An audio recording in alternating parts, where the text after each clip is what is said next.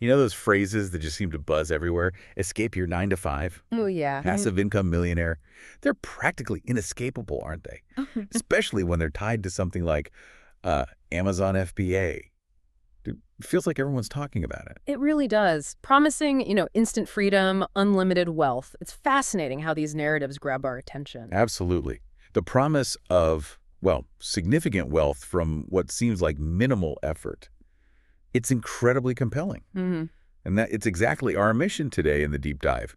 We're going to try and cut through all that noise, all that hype, and understand if Amazon FBA is, a legitimate, sustainable path to significant wealth, or if it's maybe more of a pipe dream. Right. Sorting the reality from the sales pitch. Exactly. We're pulling back the curtain on this secret world of passive income millionaires by diving into an in-depth video that really gets to the heart of it. But before we even begin to unpack the hype, the video shared some, well, truly astonishing numbers about Amazon's marketplace. What's the scale we're even talking about here? Yeah, the figures are pretty mind-blowing. They really set the stage. Amazon itself generated an astonishing $232 billion last year. Wow. But here's the kicker. People like you selling on Amazon contributed $53.7 billion of that. 53 billion Yeah, from third-party sellers. that's right. And get this.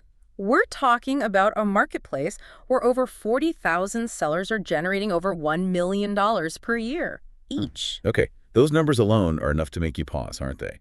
It suggests incredible potential, but also immediately raises questions like, is this a gold rush or maybe more of a minefield that needs careful navigation? Precisely. Let's try to figure that out. So before we dig into the controversy and the potential pitfalls, let's just make sure everyone's on the same page. When we talk Amazon FBA, what exactly does that mean compared to, say, traditional retail, the old way of doing things? It's a fundamental shift, really. FBA stands for Fulfilled by Amazon. So in traditional retail, as you know, you'd buy stock, maybe containers of it from China or wherever. Right, ship it to your own warehouse, store it.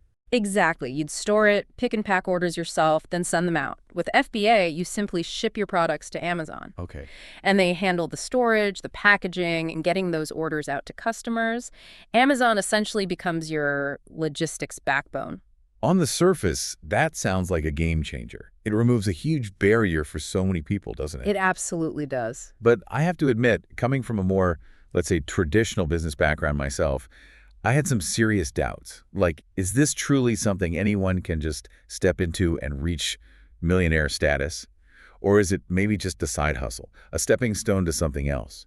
That's a central question for me. And it's the right question to ask because the promise often feels almost, well, too easy, too accessible. Well, the traditional business owner, featured in our source video, laid out 6 critical concerns about Amazon FBA. He brilliantly calls them bowling pins. Chuckles lightly. Bowling pins, I like that. Yeah. He said if you can knock these down, you might just persuade him that FBA is a viable long-term strategy. And I think these resonate with a lot of you out there who might be skeptical. It's a very practical framework, actually. A good way to evaluate the model. Okay, first pin up, the startup costs. Can anyone truly begin this venture, or does it demand a huge amount of capital right off the bat to buy and test products? That's often a big hurdle people imagine. The money question. Always the first one.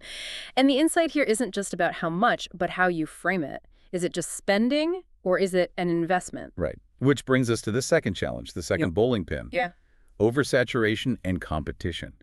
Can FBA truly be profitable when, millions of people are selling similar stuff on Amazon? Yes, the marketplace is massive, but so is the competition. It's huge. The sheer volume of sellers can make it feel like a race to the bottom sometimes, Price wars, visibility issues. Is there really enough space for newcomers to thrive? Then there's the third pin, finding a winning product. This feels like the lottery aspect. With so many searching for the next big thing, how incredibly hard is it to actually strike gold and find that one product that makes you millions?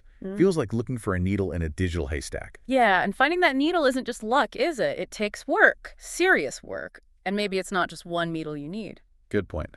Next, the fourth pin, Amazon's cut. Since Amazon handles so much the storage, the shipping, customer service, sometimes how big of a slice do they actually take from your profits?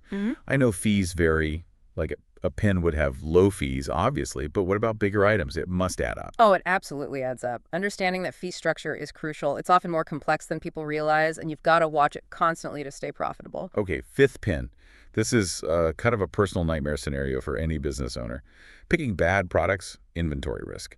Imagine storing tons of products in Amazon's warehouse that just don't sell. Dead stock. Exactly. The fees would just mount and mount, eating away at any potential profit.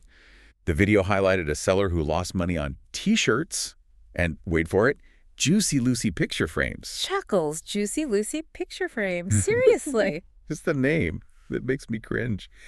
But you've seen this kind of inventory trap in traditional retail too, right? Bad inventory is poison. Absolutely. It can sink a business fast. So how do you navigate that, especially when it's sitting in Amazon's warehouse, not yours? Which leads us perfectly to the big one, the sixth and final bowling pin. Lack of control. For me and for the business owner in the video, this is huge. It's about controlling everything, manufacturing, shipping, and, crucially, your customer information. The customer data. Yes. With Amazon handling all the selling and shipping, there's this real fear of losing all that direct connection. What if Amazon decides to shut down your account? Poof, you'd have to build your entire customer base from scratch. Right. That's terrifying for a traditional business owner. It really is the fundamental trade-off, isn't it? You get access to Amazon's massive customer base, but you give up that direct relationship and a lot of autonomy. That's the sticking point for many. Okay, all 6 bowling pins are set up. Now let's meet the guy who supposedly knocks them down. We're going to meet Jack. He's a 19-year-old entrepreneur who's built up this huge online following, nearly 100,000 TikTok followers, 8,000 on Instagram. Wow, 19. Yep. And he gives what he calls straight-to-the-point business advice. He's certainly got a flair for the dramatic, too. I mean, carving his own, quote, stay loyal to your goals and they'll stay loyal to you, into his Porsche. That's, well, it's memorable. Okay, definitely memorable. It tells you something about his ambition, maybe his confidence level. His story should offer a really fresh perspective, especially on those barriers we just talked about. So he's 19, deep into Amazon FBA. What inspired someone so young to just dive into entrepreneurship like this instead of, college or regular job? Well, according to him, he quickly dismissed the traditional path. Full-time work, wait until you're 60 for a pension. He just wasn't having it. He said he simply wanted wealth sooner. Sooner rather than later. A common feeling now, maybe? Definitely a common sentiment among many young entrepreneurs today. And his numbers, well, they seem to back up his ambition. 450,000 pounds in sales in his first year. Wow. And pushing 900,000 pounds in the last 12 months. Almost $1 million quid in sales at 19. That's seriously impressive. Okay, so how does Jack, this young FBA millionaire, address these bowling pins we just set up? Let's start with those startup costs. Pin number 1. Right. So Jack recommends 1,500 pounds for good software and your initial stock. He kind of frames that as a pretty standard entry-level amount for starting any retail-type business. Okay, 1,500 pounds. Still significant for some, but maybe not astronomical. But here's the real insight he offers. He emphasizes you can actually start with as little as 100 pounds just for stock, just to get your feet wet. 100 pounds. Okay, that's different. Yeah.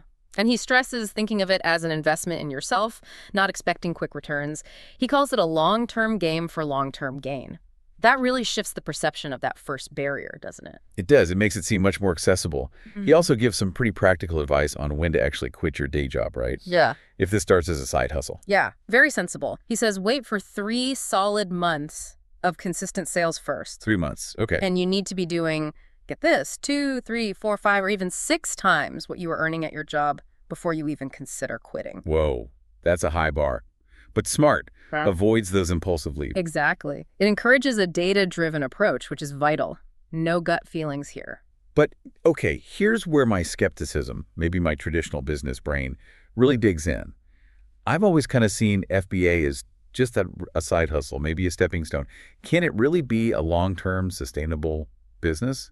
Or is it just a launch pad to something else? What does Jack's experience tell us about the longevity beyond a stepping stone? Is it more than just flipping products? This is actually where Jack provides a really key insight, I think. Yeah. It shifts the whole conversation. He views FBA, the type where you're selling other people's branded products, primarily as a cash cow. A cash cow. Okay. Yeah, a way to build capital, to generate funds for something bigger, creating private label businesses. Hold on. Private label. He's hinting at a fundamental shift here. What exactly does that mean, private label, and why is it such a critical distinction from just reselling other people's stuff? Precisely. Private label means creating your own brand, your product, your name on it. Ah, okay. Like store brands, but your own. Kind of, but you control everything. The product quality, the packaging design, the branding, even the customer relationship stuff, like including nice thank you cards in order to show appreciation. So you're building an actual brand identity. Exactly. The ultimate goal, he says, is building a sellable asset, an established brand on Amazon that maybe even Google features, a brand that can continue to generate income for, 3, 4, 5, maybe even 6 years down the line. Okay, that sounds like a real business, not just arbitrage. It's about building something durable within the Amazon platform. That approach, I think, really does knock down that, is it just a stepping stone? Bowling pin. Okay, yeah, that's a massive distinction. It transforms FBA from maybe a fleeting opportunity into building a true asset. Okay, what about finding winning products? Pin number 3.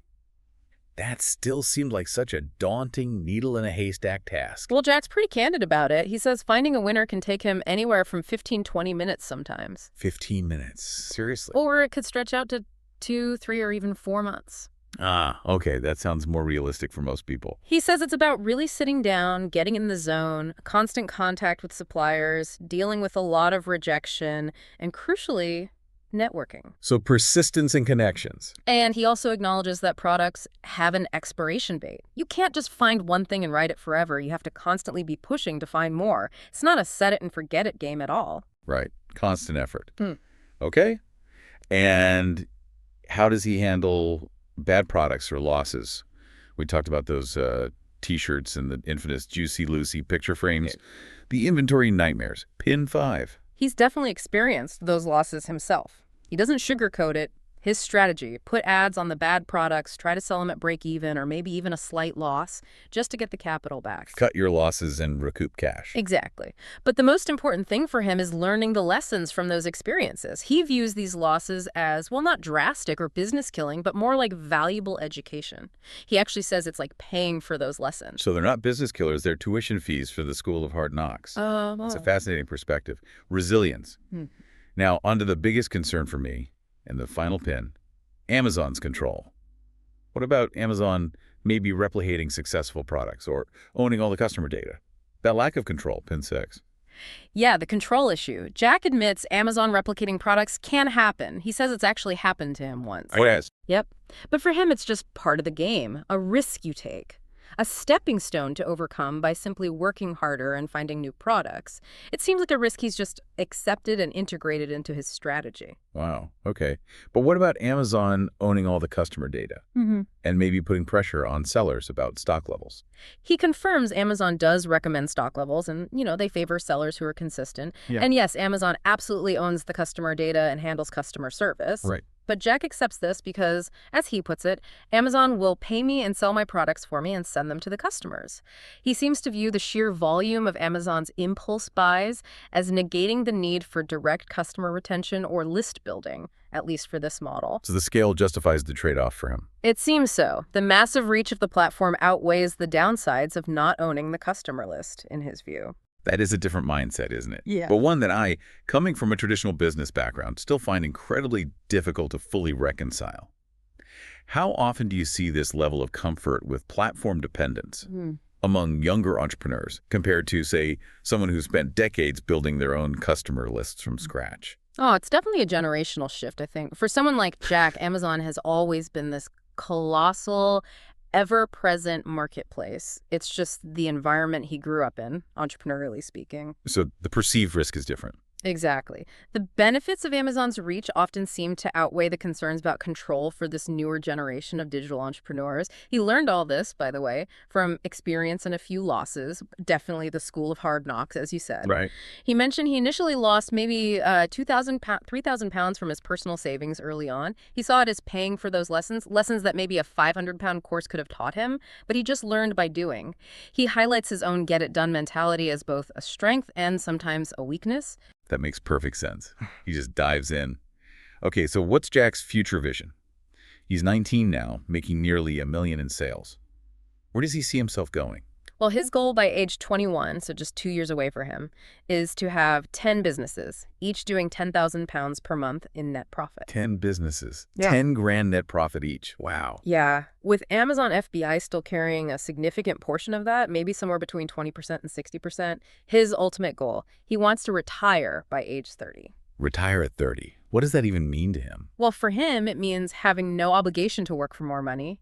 Financial freedom, basically. That's incredibly ambitious. Hmm. Does he acknowledge the sheer amount of effort that's going to take? It's not just going to happen. Oh, yeah, he's very realistic about it. He acknowledges it requires a lot of hard work, tons of research, long days, inevitable down days, and dealing with constant rejection. He really stresses that overnight success actually means a good few months of work before you even see profit. Right, the grind behind the scenes. Exactly. And achieving those big numbers, like 7 figures, he reckons will take 2-3 years of consistent effort. It's clear he understands the grind involved. Okay, let's try and synthesize all of this. We've heard the hype, the skepticism, and now Jack's perspective. What does his story mean for you, our listener, and for our initial skepticism about Amazon FBA? Well, I think Shaq's approach, especially his focus on private labeling, directly addresses that core concern about FBA being just a side hustle or a temporary stepping stone. He clearly articulates a path towards building a genuinely saleable long-term business, but significantly within the Amazon ecosystem itself. He really did manage to knock down so many of those bowling pins, didn't he? It's fascinating how this young entrepreneur's perspective can really shift, or at least challenge, an established business owner's view. Indeed. Though the one bowling pin that might still be standing, maybe wobbling a bit for some people, especially traditionalists, is that heavy reliance on Amazon itself. Right, the control issue again. Exactly. The experienced entrepreneur in the source videos still voiced that lingering concern about Amazon holding all the cards.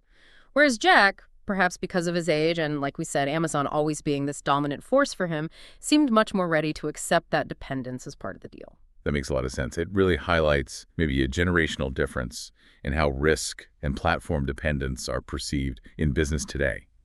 So what's the overall conclusion then from this deep dive into the source material? What's the bottom line? I think it boils down to this. If you're just selling other people's branded products through FBA, the source suggests it can be a great side hustle, maybe a good way to generate cash, but don't bank on it lasting forever. Okay. However, and this is the critical insight, building your own brand through private labeling clearly offers a viable path to creating a saleable long-term business on the platform. It's really the difference between being just a reseller and becoming a genuine brand builder. And there you have it. We've journeyed through the, well, irresistible promises of Amazon FBA, unpacked the initial skepticism and the pitfalls, and then discovered these nuanced strategies, like private labeling, that can potentially lead to real long-term success. It seems it can be more than just a side hustle, but only if you play your cards right and build something of your own. Absolutely.